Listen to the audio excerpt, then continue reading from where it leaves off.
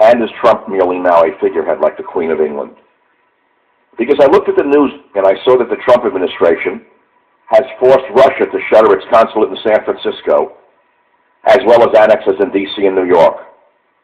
They're doing this as a response to Russia's actions that cut our diplomatic stash in Russia a while ago. Now, I thought we were trying to avoid war with Russia. I thought we were trying to have better relations with Russia. Isn't that what Trump said just the other day? Right after Congress forced Trump's hand by implementing sanctions against Russia because they want war, never forget that there's money involved in this. And all these good liberal senators who speak so badly about Russia have husbands and wives who make a fortune in areas you'll never ever believe. You'll never believe that it's a group of gangsters. A gangster group in Congress wants war with Russia because family members will make another fortune off a war with Russia. Right after Congress forced Trump's hand by implementing sanctions against Russia, Trump said U.S.-Russia relations were at an all-time low and they needed to be improved, and everyone said yes. We need to improve our relations with Russia. We don't want war with Russia. But apparently the 5 generals now running the country want war with Russia. Now I'm going to say something to you that you're going to think is a little paranoid. Mark it down, and I pray to God. Well, let me tell you, let me get it exactly right. For this, I am not usually a prophet, but I can say with some prophetic conviction that at some time in the future, you're going to look back on today's show and say he's a prophet. I am actually becoming more afraid of this government than I was under Obama. These generals who are now running America could turn out to be more dangerous than the ones under Obama who were pacified. As left-wing as Obama was, the generals were under his thumb. And as conservative as Trump may sound some days, he has no power. They're all running the country. And you see it every day. Trump says one thing or tweets something, the generals say something else, and says something else. Who is actually running the show? Trump put a general on as his consigliere, and now that general is monitoring what news he sees. Does the president even know what's going on anymore? It would not surprise me to see him, if this keeps up, to turn on the American people, and I mean the right wing, more viciously than Obama. You heard me. If this keeps up, these generals are liable to turn on the conservative base more viciously than Obama did. They're liable to start rounding up critics of the military in this country within 2 years. You think I'm going too far? Well, have you ever seen anything like this in a modern presidency? The president says something, he's contradicted by an underling. For example, Trump makes a statement about riots in Charlottesville, which was not racist in any way, very fair, very balanced. But because of the outcry of the Bolsheviks in the media, Trump's team immediately forces him to make another statement, something else, to make sure everyone knew he was against the KKK and neo-Nazis. It looked like a hostage video when Trump made that statement.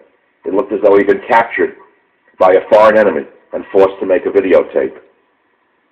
It seems to me the generals are telling him what to do, and not the other way around. The media is piling on more than it ever has for Reagan and Bush combined, times 100. Is Trump buckling to that because he wants to be liked? Is that why it seems he's not the guy in charge or the guy we elected? I don't want a figurehead. I want a president. That's who I voted for. I'm Michael Savage. I realize that these topics are too much for most people. I know you just can't wait to get away. I don't blame you. You don't care much about these things. But as I predicted, and I said it, first one in the media to say it. Print, radio, television, first one to see it. Mark my words again. Gas prices are going to go through the ceiling. And when they do, all hell will break loose in this country. He'll lose his entire base. What else is in the news? General overrides Trump, keeps trans in the military. Why has Pelosi suddenly condemned Antifa? Why didn't the U.S. shoot down that North Korean missile? Untouchable white trash Kennedys boast about their bad behavior all over Hyannisport. There's a great article on the white trash blue bloods by Gabrielle Fonrouge in the New York Post. I didn't think the Post would permit anyone to write real journalism anymore, meaning even if it's Victorian era journalism. This is good stuff. It's Victorian era. They're America's white trash blue blood, she writes, if it's a woman. The Kennedy clan has been famous over the years for limitless political ambition, immense wealth, excruciating tragedy, and seemingly constant scandal. But now their bad behavior is something they're boasting about. So they got arrested, a couple of the Kennedys, and with a 52-year-old father, someone named Summer Kennedy. Who would name their child Summer? When father and daughter duo Max and Caroline Summer Kennedy, you know anyone who names their child for a weather, like a season? Kennedy, were busted by cops during a raucous house party, and as they're putting the cuffs on him, with her 52-year-old father, went home for disorderly conduct, breathalyzer test, the 23-year-old brat sniffed the cops. No, I'm drunk, I know that. When the officers went to handcuff her, she allegedly stuck out her tongue. This is a Kennedy now, to F off, adding for good measure, I went to Brown, and I'm a teacher, sweetheart. Behavior. Has there been a soft military coup? General overrides Trump keeps trannies in military. Why is Pelosi, when she stirred them on with her speeches at Berkeley where she said, you are to go out and disrupt? Why all of a sudden do you think Pelosi is afraid of Antifa? What happened that she's suddenly turning on them?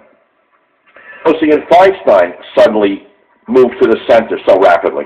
Feinstein even shocking her liberal audience at the Commonwealth Club. And that Trump is the president, and you got to give him a chance. Maybe he can learn. Well, Pelosi sends out a missive saying, Antifa is this, Antifa is that, when she stirred up all of these radical maniacs with her speeches over the years, especially the one at UC Berkeley, which you'll hear in a minute. You're all disruptors. Go out there and be a disruptor. So we're asking, why are Pelosi being mismoderates? How did this happen? What are they afraid of? Because there's no other answer to this turnabout. Nothing. And by the way. And there are many answers to that question. Many, many answers to that question. We were also, I tried other stories they didn't take. Like, has there been a soft military coup? General overrides Trump, keeps trans in military. That's a huge come in anymore. And all of a sudden, General Mattis comes in like who was that? Mr. Rogers. Mr. Rogers' neighborhood, General Mattis. No, we want trans in the military until we study the issue. Well, who's the commander-in-chief, Mattis or Trump? Let me tell you, another time Mattis would have been out on his behind the next day. Chief president. In my lifetime, I've never seen that. Have you, Robert? Have you ever seen this happen? And Trump says nothing. You rolled over on it already. All right, tax cuts. Now, I'm going to give a speech, and that's the end of it. It won't be heard. It's like last year, the tranny's not in. The next day, the general overrides him. So today he's pushing tax cuts. Tomorrow his counsel will say no tax cuts. And he'll go on to the next thing. So who's really running this country is the issue. I don't know. It's like, I don't get it. Feinstein stuns SF crowd by expressing hope for president. They went crazy. Crazy. Like, what? All of the feminists, the Antifa feminists without their masks were in the audience. They work for the city government, like in the transportation department, hissing and booing. Yeah, watch what happens when gas goes up in this country. Watch. The refinery was said, just wait and see. Wait to see what $5 a gallon gas does to this country. So this is not protest already. This is now a gang. In fact, a local mayor has said that Antifa is a gang. And he's a liberal mayor, no less. But why has Feinstein all of a sudden become so moderate about Trump? A hater like her, a deceiver like her. Why has Pelosi, who stirred up crowds at UC Berkeley for years with speeches, she wasn't alone, by the way. Why? Do you have any idea why all of a sudden these two prime examples of American liberalism are suddenly so moderate? Why? They know that the tide has turned. Every internal poll is showing that their around-the-clock Trump bashing has turned on the Democrat Party. They're terrified of what it's going to do to them. Not only personally, but of course the whole party is going to go into free fall because the people don't want this hatred around the clock. That's number one. As flawed as Trump is, they don't like the constant bashing and hatred. That's one.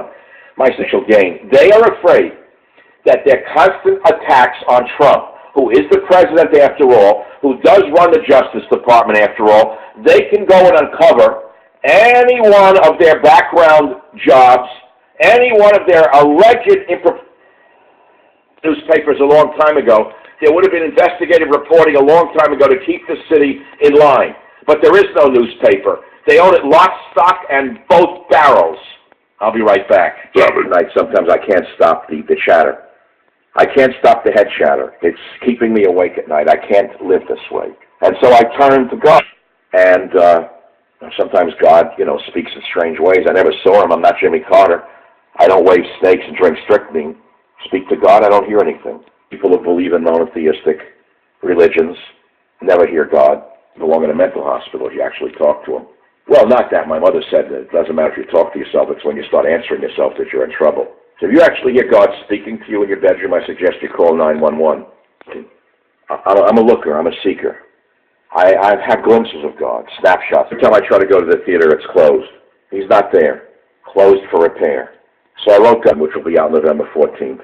And I'm very, very gratified, not proud, gratified to tell you that the cover of the book, the link to Amazon, is now up on michaelsavage.com, my Facebook feed. I'm not going to start talking about the book until after Labor Day, and then I'm only going to talk about the book that needs to be done to save America.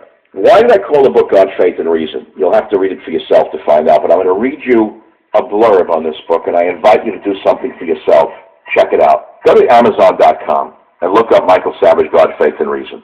Savage gives his audience a look into his religious faith and his ideas about the Judeo-Christian foundation of the American culture he has fought all of his life to preserve. She right, but listen to the rest of it. But rather than a dry theological treatise, Savage provides something more akin to an ancient mystery text, drawing on Jewish, Buddhist, and other spiritual sources, as well as autobiographical material and highlights from his radio show. He shares a series of glimpses of God he has experienced over the whole of his life, before and after his groundbreaking radio career.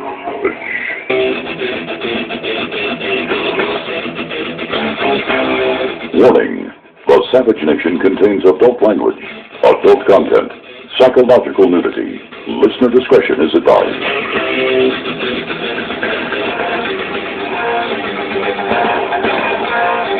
And now, America's most exciting radio talk show, The Savage Nation, home of borders, language, culture. And here he is, winner of the National Radio Hall of Fame Award, Michael Savage. Enemies without enmity. What an interesting phrase, isn't it? Where did I get that from? Well, you see, I was watching a military history show about the desert warfare in World War II between the Nazis and the British. Well, they interviewed an elderly British gentleman who had fought in this campaign. He must have been in his 80s, maybe 90s, still very tall, very straight, very clear. And he was telling a story that at the end of the battle, they were all ordered to fight to the last man in the last round of ammunition. Can you imagine? Their commander had said, when the Nazis are coming at you, fight to the last man in the last round that you have. Well, all of the British tanks had been destroyed by the Germans. All of the British artillery pieces had been destroyed, except his, which had been firing at the German tanks, his artillery piece, killing all of his friends and throwing him into the air. He said he came down on the sand and his friends were lying next to him with their bodies split in two, their heads decapitated off their bodies. He had been speaking with them just minutes before. He put his hands up and turned around, and he thought he'd be shot. And there came the German tank that had just killed all of his friends. He was waiting to be executed. Well, the turret of the Nazi tank opened up, and the Nazi officer looked down at him. And for a long few seconds, he didn't know if he was going to live or die. Finally, the German officer waved for the Brit to come aboard the tank. He came aboard the tank, and he spent the rest of his war years in a German POW camp. And then this British officer said, "We were enemies without enmity." The point of the story is this: at least in this desert campaign, than there is now between the radical vermin on the left, the Antifa, BLM terrorists, CNN, MSNBC, and the average American. The hatred from the vermin on the left